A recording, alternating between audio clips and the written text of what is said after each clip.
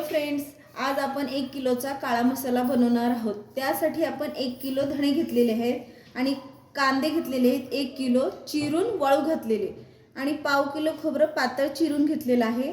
छटा दगडफूल आहे, 50 ग्राम तेजपत्ता घेतलेला आहे, 50 ग्राम जिरे घेतलेले आहेत, 50 ग्राम खसखस आणि 50 ग्राम दालचिनी, 25 ग्राम शाही जिरे, 25 ग्राम जायपत्री, 25 ग्राम मेथी दाणे, 25 ग्राम काळे मिरे, 25 ग्राम लवंग, नागेश्वर 25 ग्राम आणि मोठी विलायची 25 ग्राम, हळदीचे खोंब आणि 2 सुंठीचे तुकडे घ्यायचे। आता हे 2 मी वाटून घेणार आहे बारीक। हे विलायचीचे टप्पर जर असतील तरी पण तुम्ही वापरू शकता, भाजून घ्यायचं।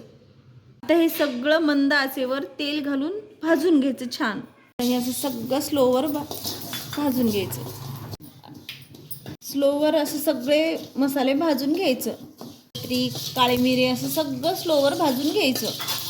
आता हे मेथी दाणे घालायचे, ह्यात थोडंसं शाही जिरे घालून घ्यायचे, लगेच असं छान भाजून घ्यायचं। आता खसखस भाजून घ्यायचं,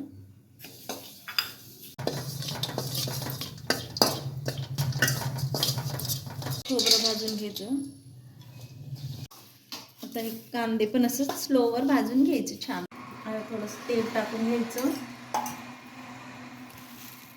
आणि आता धणे टाकायचे, तेजपत्ता आणि धणे टाकून घ्यायचे। आता हे मस्त असं भाजून घ्यायचं स्लोवर।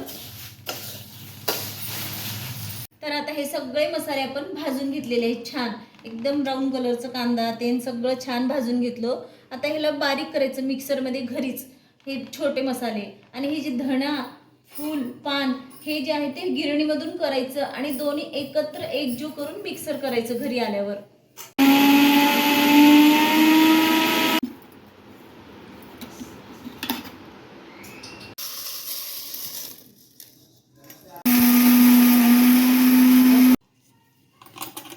आता हे सगळं दोन्ही मिळून एकत्र करायचं एकजीव, असं सगळं एकजीव करून घ्यायचं। आता ह्याला अजून एकदा फिरवून घ्यायचं।